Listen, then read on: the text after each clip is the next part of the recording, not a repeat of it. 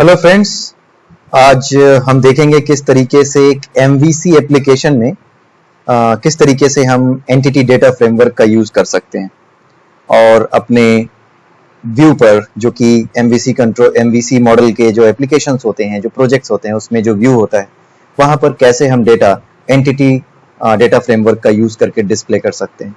ठीक है, तो आइए एक छोटा सा सैंपल एप्लीकेशन बनाते हैं जिसमें मैं एक व्यू पर केवल एक स्टूडेंट का डेटा आपको डिस्प्ले कराऊंगा। जैसे यहाँ पे आपने देखा होगा ये स्टूडेंट डेटा, ये पिछले वीडियो में मैंने ये टेबल बनाई थी। तो इस टेबल को आज हम एक्सेस करेंगे अपने MVC एप्लीकेशन में, मॉडल व्यू कंट्रोलर एप्लीकेशन में, और उस एप्लीकेशन में व्यू पर इसका डेटा डिस्प्ले कराएंगे। केवल एक रिकॉर्ड डिस्प्ले कराएंगे और एक से ज्यादा भी आप डिस्प्ले करा सकते हैं, लेकिन आज एक छोटा सा सैंपल वीडियो रखने के लिए मैं इसमें सिर्फ एक रिकॉर्ड डिस्प्ले कराने की कोशिश करूंगा। और उसके बाद अगले वीडियो में हम नंबर ऑफ रिकॉर्ड्स को कैसे डिस्प्ले करा सकते हैं, कैसे फॉर्मेट कर सकते हैं, वो सब चीजें देख सकते हैं। तो आइए एक बनाते हैं application. ASP.NET web application .NET framework with C#। मैंने ये सिलेक्ट किया और यहां पर मैंने एप्लीकेशन का नाम रखा वेब डेमो ऐप। ये स्टेप्स आप जानते होंगे। तो यहां पर MVC मैंने सिलेक्ट किया और MVC सिलेक्ट करने के बाद मैंने यहां पर क्रिएट किया।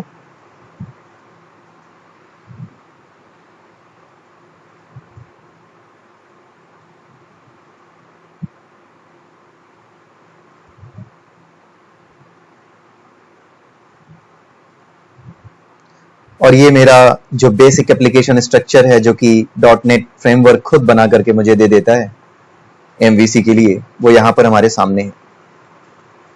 अब यहां पर आप देख सकते हो मॉडल है, व्यू है और कंट्रोलर है। तीनों चीजें हमारे पास अवेलेबल हैं। सबसे पहले हम एक मॉडल इंट्रोड्यूस करते हैं। मॉडल में एक क्लास हम बनाते हैं जो कि स्पेसिफिकली डेटा की क्लास होगी, जो स्टूडेंट डेटा को रखेगी। वो यहां पर हम एक क्लास बनाते हैं स्टूडेंट डेटा, और इस क्लास में हम ऐड कर देते हैं पब्लिक इंट स्टूडेंट आईडी। मैं वही नाम रख रहा हूं अभी जो कि यहाँ डेटाबेस के कॉलम में है, सो दैट इजीली मैप हो जाए। यहाँ पर देखो आप, स्टूडेंट आईडी नाम है, फिर एसटीडी नेम है, फिर एसटीडी एड्रेस है और फिर कोर्स है। इसको मैं इंटीजर रखूंगा और इसे प्राइमरी की बना दूंगा, सो दैट ये स्कीमा में कोई डिफरेंस ना आए। उसके बाद ये सारे के सारे स्ट्रिंग टाइप के हैं। ठीक है, तो इन्हीं के नाम से मैं डेटा मेंबर्स भी बनाऊंगा। स्टूडेंट आईडी, सिंस ये प्रॉपर्टीज है तो गेट और सेट दोनों आप यहां पर मेंशन कर सकते हो। Then we come to the next property, public string std name, get set, and then अगले पे आते हैं public string std address, get set, इसके लिए भी प्रॉपर्टी है ये, और इसके आगे पब्लिक स्ट्रिंग कोर्स। ये 4 कॉलम थे, गेट सेट। ठीक है, अब एक चीज और हम देखते हैं। यहां पर जो टेबल का नेम है, इसका नाम है स्टूडेंट डेटाज। ठीक है, तो यहां पर हमें ये जो क्लास हमने बनाई है, ये बेसिकली टेबल को ही करस्पॉन्ड करती है। आपने कोड फर्स्ट मॉडल का जब मैंने एग्जांपल दिया था तो ये बात आपने देखी होगी और इसे समझा भी होगा कि स्टूडेंट डेटा जो क्लास हम बनाते हैं वही एंटिटी बनती है, यानी कि वही एंटिटी सेट को डिफाइन करती है। और एंटिटी सेट क्या होता है? टेबल होती है एंटिटी सेट। ये तो एक एंटिटी को रिप्रेजेंट कर रहा है, इस तरह से पूरा एंटिटी सेट हो सकता है, वही टेबल होता है। तो स्पेसिफिकली टेबल का नाम हमारे यहाँ क्या है? Student DATAS, student datas. ठीक है, हालांकि अजीब सा नाम है, लेकिन हम यहाँ पर उसका नाम देना पड़ेगा हमें। और जब मैंने पहली बार बनाया था तो ध्यान नहीं दिया था कि स्टूडेंट डेटास की बजाय कुछ और दिया जाए उसे, या फिर उसके नाम को चेंज किया जाए। तो अब वो जैसा है वैसा है, बट हमें उसका नाम यहाँ मेंशन करना होगा। तो आपको यहाँ पर एक एट्रीब्यूट देना होगा क्लास नेम से पहले, जहां पर आप बताओगे कि टेबल का नाम होगा स्टूडेंट डेटास। ठीक है, अब आप ये टेबल को ये आइडेंटिफाई नहीं कर पा रहा। ठीक है, इसलिए नहीं कर पा रहा क्योंकि इस एट्रीब्यूट को ऐड करने के लिए बेसिकली ये अनोटेशन होता है। इस अनोटेशन से हम एट्रीब्यूट डिफाइन करते हैं। तो क्लास नेम जो बेसिकली टेबल नेम एट्रीब्यूट है वो इसी टेबल एट्रीब्यूट से आता है, टेबल अनोटेशन से आता है।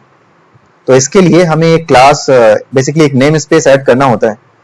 उस नेम स्पेस का नाम होता है using system component model dot data dot annotations dot data annotations dot schema. इसे आप ऐड कर लीजिए तो ये प्रॉब्लम चली गई, ठीक है। और अब जो पहला कॉलम है हमारा स्टूडेंट आईडी, ये क्या है, इसे हमें प्राइमरी की बनाना है। तो हम क्या देंगे, यहां पर देंगे की। इसे हमने की बना दिया। अब यहाँ की पर भी अगर आप देखोगे तो ये प्रॉब्लम दिखा रहा है, क्यों? क्योंकि इसके लिए हमें कौन सी नेम स्पेस ऐड करना होगा, data annotations name space add करना होगा।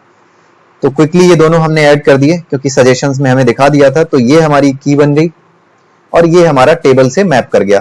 तो बेसिकली हमें जो टेबल चाहिए थी वो टेबल यहाँ पे मैप कर गई है। हमारा एंटिटी अब रेडी है कि अब जब भी डेटाबेस के थ्रू हमारा इंटरेक्शन होगा तो जिस टेबल के पास जाना है वो उस सही टेबल पे जाएगा और उसका स्कीमा भी पूरी तरह से मैच करेगा। क्योंकि स्टूडेंट आईडी को हमने प्राइमरी की बना दिया है तो यहाँ पर भी वो प्राइमरी की है।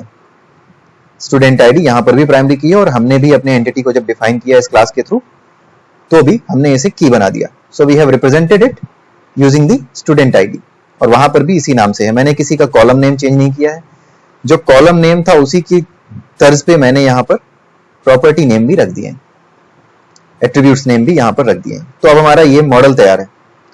अब हमें क्या करना है, अब हमें एंटिटी फ्रेमवर्क के थ्रू स्टूडेंट डेटा लेकर आना है। तो हमें यहां पर एक नया आइटम ऐड करना है जिसका नाम होगा एंटिटी फ्रेमवर्क और यहां पर हम लिखेंगे स्टूडेंट डीबी कॉन्टेक्स्ट। ठीक है, इसका नाम हमने स्टूडेंट डीबी कॉन्टेक्स्ट रखा और हम एम्प्टी कोड फर्स्ट मॉडल, इस मॉडल के बेसिस पे लेंगे वो डेटा, इस मॉडल का यूज करेंगे एंटिटी फ्रेमवर्क में। और यहां पर ये हमारे लिए जैसे ही ऐड होगा वैसे ही हमारे लिए स्टूडेंट डीबी कॉन्टेक्स्ट क्लास आ जाएगी। आप यहां से ये सारा बवाल हटा दीजिए, जो कुछ भी है हटा दीजिए सारा कुछ, केवल इस क्लास को रखिए और कुछ मत रखिए। इसके अलावा हम यहां पर क्या करेंगे, वो हमारा जो डेटा है जो कि वेब ऐप डेमो में है, वेब डेमो ऐप में डेम पैप हो गया है, सॉरी, मुझे डेमो की बजाय डेम पैप मैंने इसको कर दिया है। और यहाँ पे हम मॉडल्स में आ जाएंगे और मॉडल्स में हमारा क्या है, वो स्टूडेंट डेटा क्लास है। ठीक है, तो यहाँ पर हम क्या करेंगे, एक प्रॉपर्टी डिफाइन करेंगे पब्लिक डीबी सेट, और वो सेट किस तरह का डेटा रखेगा, स्टूडेंट डेटा, और यहां पर हम उसका नाम रखेंगे स्टूडेंट्स और इसके लिए गेट और सेट मेथड्स हम यहां पर इंडिकेट कर देंगे। तो इस तरीके से ये हमारी एक प्रॉपर्टी बन गई जो कि पब्लिक प्रॉपर्टी है और इसी नाम का हम कनेक्शन स्ट्रिंग भी डिफाइन करेंगे यहाँ web.config में। तो आइए लगे हाथ तो उसको भी कर ही डालते हैं। यहाँ पर जो ऑलरेडी एक कनेक्शन स्ट्रिंग है इसको आप हटा दीजिए और यहाँ पर अपनी एक कनेक्शन स्ट्रिंग ऐड कीजिए। आई होप कि अब आपको याद हो गई होगी कनेक्शन स्ट्रिंग में क्या ऐड करना होता है। नाम में आपको उस क्लास का नाम लिखना है जो कि डीबी कॉन्टेक्स्ट से अभी अभी हमने इनिशियलाइज करी है, इनहेरिट करी है। उसके बाद आता है हमारा कनेक्शन स्ट्रिंग, इसमें हम देते हैं सर्वर का नाम जो कि हमारा करेंट डेटाबेस सर्वर है। उसके बाद इंटीग्रेटेड सिक्योरिटी, इसको हम ट्रू कर देते हैं और इसके बाद हम देते हैं डेटाबेस का नाम जिसका नाम है माई टेस्ट डीबी। ठीक है, आप देख सकते हो यही नाम रखा है मैंने डेटाबेस का, पिछली बार भी यही रखा था। यहां पर आप देख सकते हो ये है मेरे डेटाबेस का नेम माई टेस्ट डीबी और ये है मेरी टेबल। सो ये रख दिया। अब हमारा बचा क्या, प्रोवाइडर नेम। सो प्रोवाइडर नेम में हमें देना होगा system dot data dot SQL client. ठीक है, अब ये हमारा डेटाबेस से जो डेटा फेच करना है उसका मॉडल हमारा तैयार हो गया। अब हमें क्या करना है, मॉडल तो हमारे तैयार हो गए, डेटाबेस से डेटा कैसे लाएंगे वो भी तैयार हो गया। अब हमें कंट्रोलर और व्यू ऐड करने हैं। तो आइए कंट्रोलर ऐड करते हैं। पहले एक कंट्रोलर हम यहां पर ऐड कर देते हैं जिसका नाम हम रखेंगे स्टूडेंट डेटा कंट्रोलर। जैसे इसे ऐड करेंगे वैसे ही एक क्लास बन जाएगी हमारे लिए, कंट्रोलर क्लास बन जाएगी। ये बन गई हमारी कंट्रोलर से inherited student data controller class. यहां पर हम नाम चेंज कर देते हैं और यहां पर बेसिकली फंक्शन का जो नाम देते हैं उसी नाम से हमें व्यू के अंदर एक व्यू फाइल जो होती है CSHTML फाइल जो होती है जिसपे हम डेटा डिस्प्ले करते हैं, उसका नाम भी हमें उसी के नाम पर रखना होगा। तो student data view result, student spelling mistakes हो जा रही हैं, स्टूडेंट डेटा व्यू रिजल्ट, यहां पर ये नाम रख देते हैं। और उसके बाद हम यहां आते हैं और वो जो क्लास है हमारी webdampApp.models, इसे ऐड कर लेते हैं यहां। और उसके बाद हम क्या करते हैं, हम डेटा लेने के लिए कहां जाएंगे? सबसे पहले हम employ DB context, student DB context, student data context जो है DB कॉन्टेक्स्ट है, इसका एक ऑब्जेक्ट बना देंगे std is equal to new student data context DB context. ये हो गया। उसके बाद हम क्या करेंगे, एक लिस्ट बनाएंगे स्टूडेंट डेटा की। मुझे सिर्फ एक रिप्रेजेंट कराना है डेटा एक स्टूडेंट का, और सिंस हम व्यू में पास करते हैं एक मॉडल, तो मॉडल के नाम पे हमारे पास अभी स्टूडेंट डेटा है। अभी कोई ऐसा मॉडल नहीं है, मॉडल क्लास नहीं है जो कि स्टूडेंट डेटा की लिस्ट को हमें रिटर्न करे।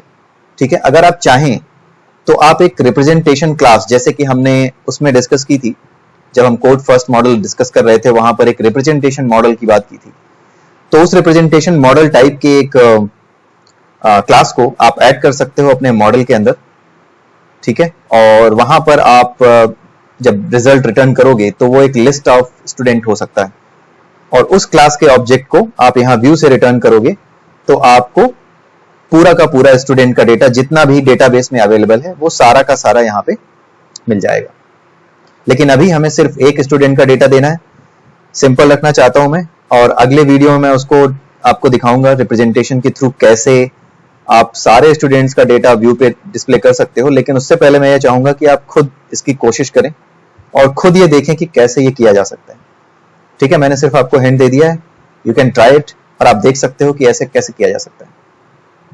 ठीक है, तो अब यहां पर आते हैं LST स्टूडेंट्स, और इसमें क्या आएगा, std.students। ये मैं इस क्लास का ऑब्जेक्ट यूज कर रहा हूं स्टूडेंट DB कॉन्टेक्स्ट का, जिससे मुझे स्टूडेंट्स मिलेंगे, और स्टूडेंट्स को मुझे क्या करना है, टू लिस्ट में कन्वर्ट कर देना है, जिससे कि मुझे पूरी लिस्ट मिल जाए स्टूडेंट्स की। लेकिन मुझे क्या करना है, केवल एक स्टूडेंट का डेटा डिस्प्ले करना है और वही पास करना है। बेसिकली मुझे स्टूडेंट डेटा ही पास करना है व्यू में, क्योंकि स्टूडेंट डेटा ही एक मॉडल अवेलेबल है और मॉडल ही हम व्यू को पास करते हैं। तो यहां पर हम std डेटा कर देते हैं और इसे अभी शुरू में नल कर देते हैं, और यहां पर जो हमारे पास लिस्ट आई है LST स्टूडेंट्स की,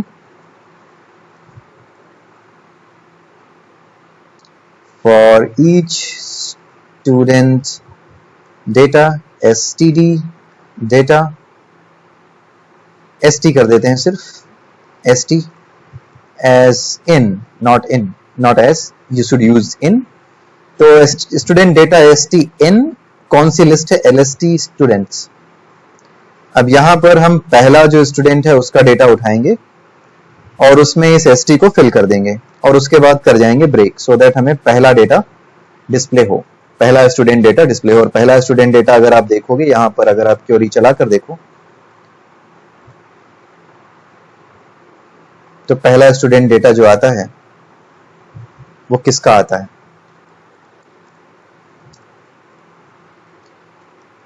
स्टूडेंट्स। आप F5 कीजिए, आपको दिख जाएगा पहला स्टूडेंट जॉन परकर है। ठीक है, तो इसी का डिटेल हमारे पास आनी चाहिए। ठीक है, तो अब मैं व्यू में क्या पास करूंगा, व्यू में पास करूंगा अपना ये स्टूडेंट डेटा यानी std डेटा। ओके, सो अब व्यू में std डेटा मैंने पास कर दिया। अब हमें व्यू बनाना बाकी रह गया है। तो व्यू में हम कहां चलेंगे? व्यू के अंदर एक फोल्डर बन गया होगा स्टूडेंट डेटा नाम का, जिस नाम का आप कंट्रोलर बनाते हो, ये मैंने पहले ही बताया था, बट वो वीडियो इंग्लिश में था, तो मैं आपको बता दूं कि जिस नाम का आपको कंट्रोलर बनाना होता है, जैसे यहां पर स्टूडेंट डेटा कंट्रोलर्स के नाम से आपने एक कंट्रोलर बनाया था, तो जिस समय आप ये स्टूडेंट डेटा कंट्रोलर बनाते हो, ठीक उसी समय स्टूडेंट डेटा के नाम का, यानी इस कंट्रोलर वर्ड को छोड़ करके जो स्टूडेंट डेटा नाम था, उस नाम का एक फोल्डर यहां बन जाता है व्यू के अंदर। ठीक है, इसी को सिलेक्ट करके आपको अपना नया व्यू डिफाइन करना होता है, और यहां पर आपको उसी नाम का व्यू बनाना होता है जिस नाम का ये फंक्शन है, स्टूडेंट डेटा व्यू रिजल्ट, जो कि आपने कंट्रोलर के अंदर लिखा हुआ है फंक्शन, उसके नाम का बनाना होता है। तो आप यहां आओगे, स्टूडेंट डेटा व्यू रिजल्ट, बाकी सारी चीजें यहां पे मस्त हैं, और यहां पे आइए आप व्यू में, आप सिर्फ एक लेआउट सिलेक्ट कर लीजिए और आपका यहां पर व्यू रेडी है। इसका नाम आप फिर से मिला लीजिए, स्टूडेंट डेटा व्यू रिजल्ट्स। एक बार देखना होगा यहां पर किस नाम से दिया है। ठीक है, स्टूडेंट डेटा व्यू रिजल्ट। एक बार मैं भी इसे देख लेता हूं, student data view result. Fine. अब यहां पर हम क्या लिखते हैं? @model। आप याद रखिएगा ये स्मॉल में है, स्मॉल m है। ठीक है, अब आप यहां आते हैं और उसके बाद web damp app dot student only models dot student data, आप ये यहां पास करते हैं। अब यहां पर आइए, हम जितना भी स्टूडेंट का डेटा है इसको यहां पर स्टूडेंट डेटा, बाकी सारी चीजें हटा देते हैं, सिंपल सा डिस्प्ले करेंगे स्टूडेंट डेटा। यहां पर H4 हेडिंग में यहां पर हम स्टूडेंट का डेटा हम डिस्प्ले करेंगे, मॉडल डॉट, पहले उसका आईडी डिस्प्ले करा दिया, उसके बाद दूसरे लाइन में हम डिस्प्ले कराएंगे @model डॉट, उसका नाम डिस्प्ले कराएंगे std नेम। उसके बाद हम फिर आते हैं H4, यहां पे @model डॉट std एड्रेस। यहां पर आप देखिए गड़बड़ हो रखी है, std_address होना चाहिए था। सो आइए इसको ठीक कर देते हैं, जो हमारी मॉडल क्लास है उसमें जाकर के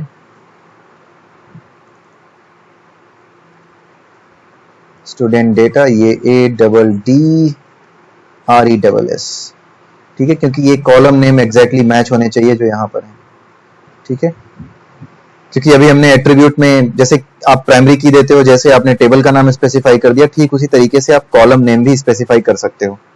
तो अगर आपने यहाँ पे कोई और नाम दिया है और एट्रीब्यूट आपने सेट कर दिया, आपने एनोटेशन देकर के ये बता दिया कि इस एट्रीब्यूट के अगेंस्ट मेरा जो टेबल में कॉलम नेम कुछ और होगा, तो वो काम कर जाएगा। लेकिन अभी मैं इसको छोटा रखना चाहता हूं, इसलिए मैंने वो सारी हरकतें नहीं की। हमने यहाँ पर सही कर दिया, और अब हम यहाँ आते हैं ADDRESS, अब ये सही हो गया।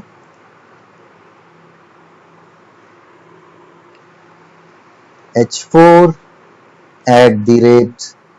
@model.course, बस इतनी चीजें हमें डिस्प्ले करानी है। अब इसे हम करते हैं बिल्ड। सारी चीजें रेडी हैं और कुछ नहीं करना आपको, आप सिर्फ बिल्ड कर लीजिए। और अब मैंने एक एक लाइन में, मैंने टेबल के फॉर्म में नहीं किया है, एक एक लाइन में हमने इसको डिस्प्ले कराने की कोशिश की है विद हेडिंग टाइप H4। तो अब देखते हैं ये डिस्प्ले होता है या नहीं होता।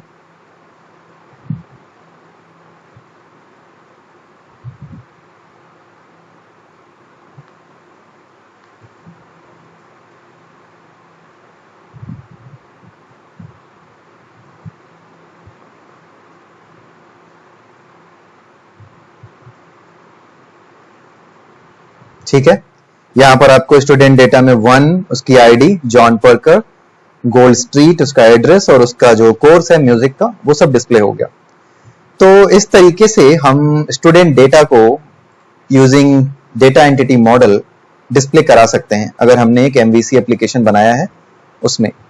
तो MVC एप्लीकेशन और डेटा एंटिटी फ्रेमवर्क को कैसे कंबाइन करते हैं, आई होप आप लोगों को ये समझ में आ गया होगा। और अब आप एक काम और कीजिएगा, आप मॉडल के अंदर हालांकि नेक्स्ट वीडियो में मैं वो ट्राई करूंगा कि मैं वो वीडियो भी बनाऊं और आपके सामने रखूं, क्योंकि मैं 2-3 वीडियोस और बना करके ये एंटिटी डेटा फ्रेमवर्क को खत्म कर देना चाहता हूं। उसके बाद मैं कुछ ऐसे वीडियोस डालूंगा जो कि स्मॉल टिप्स एंड ट्रिक्स होंगी, जो छोटे छोटे बग्स आते हैं हमारे सामने, जो आते हैं ट्रबल शूटिंग टिप्स होती हैं, वो टिप्स मैं उसमें डालूंगा जो मैंने फेस की थी इन एप्लीकेशंस को बनाने से पहले। आपके लिए जब मैं डेमो बनाता था तो उससे पहले मुझे बहुत सी बग्स आती थी, तो वो बग्स आपके सामने अभी यहाँ पे डिस्प्ले नहीं हुई है, बट वो सारी मैंने नोट करके रखी हैं और वो मैं चाहता हूँ कि वो मैं आपको बताऊं, तो इसलिए मैं उन सबको भी कवर करना चाहता हूँ। ठीक है, तो आज के लिए बस इतना ही। तो आप इसको देख सकते हो, जो मैं कह रहा था, आप मॉडल में एक अपनी तरफ से ऐड करना डेटा रिप्रेजेंटेशन के लिए, जिसमें आप एक ऐसा मॉडल बनाना, मॉडल क्लास बनाना जो कि केवल एक स्टूडेंट का नहीं बल्कि जितने भी स्टूडेंट्स हैं उन सब के रिकॉर्ड रिटर्न करती है, और उन सब के रिकॉर्ड्स को आप एक टेबल में, जो जैसे हम पहले टेबल यूज करते थे वैसा नहीं, ग्रिड व्यू जैसा नहीं, एक टेबल जो यूज होती है HTML में, उस टेबल में अलग अलग कॉलम्स में आप डेटा डिस्प्ले करा के देखना। मेरा पहला वीडियो देख सकते हो, हालांकि वो इंग्लिश में है, उसको मैं अलग कर दूंगा और हिंदी में एक वीडियो MVC का डालूंगा और उसे एक अलग इंग्लिश की प्लेलिस्ट में डाल दूंगा। ठीक है, तो उसको आप देख लीजिएगा, वो इंग्लिश में है, पहला वीडियो आप देख लीजिएगा जहां पे MVC का डेमो एप्लीकेशन मैंने बनाया है। तो वहां पे टेबल का यूज करके ही मैंने लिस्ट ऑफ डेटा मैंने रिप्रेजेंट किया है, जो वो डिस्प्ले कराया है। ठीक है, तो आप वो देख सकते हो। तो अब आप इसमें क्या करना, आप एक रिप्रेजेंटेशन क्लास ऐड करना मॉडल क्लास के अंदर। ठीक है, और बाकी सब वैसे ही रहने देना, डेटा कंट्रोलर भी वैसा ही, व्यू भी वैसा ही। बस अब आप स्टूडेंट डेटा के बजाय आप उस जो रिप्रेजेंटेशन क्लास है जो कि पूरी लिस्ट रिटर्न करेगी आपको स्टूडेंट डेटा की, आप उसका यूज करके अपने व्यू पर सारा डेटा डिस्प्ले कराना। ठीक है, तो उसको आप देख लेना कैसे करना है। नेक्स्ट वीडियो में ट्राई करूंगा कि मैं उसको दिखा सकूं। तो आज के लिए बस इतना ही। आप मेरे वीडियो को शेयर कीजिए, लाइक कीजिए, पसंद आता है तो बिल्कुल इसे शेयर कीजिए, सब्सक्राइब कीजिए मेरा चैनल, और आपको बहुत सी चीजें मैं यहाँ पे प्रोवाइड कराऊंगा, बहुत सी चीजें, चाहे C++ से रिलेटेड हो, चाहे वो .NET से रिलेटेड हो, जितनी भी इंपॉर्टेंट और हॉट टेक्नोलॉजीज हैं आज के टाइम में माइक्रोसॉफ्ट से रिलेटेड, उन सब पे जो भी मैंने सीखा है वो सब मैं यहाँ पर एक डेमो की तरह आपको दिखाऊंगा, सो दैट आपको भी एक आइडिया मिल जाए कि किस तरीके से आप उस पर शुरुआत कर सकते हो। मेरी कोशिश होगी शुरू में मैं सिंपल वीडियोस डालूं, उसके बाद मैं कुछ कॉम्प्लेक्स प्रोजेक्ट्स का एग्जांपल दे करके आपको वो दिखाने की कोशिश करूं जो आपकी हेल्प करे, और ये वीडियो सारे हिंदी और इंग्लिश दोनों में बनाने की मैं ट्राई करूंगा। ठीक है, तो आज के लिए बस इतना ही। Have a nice day and bye bye.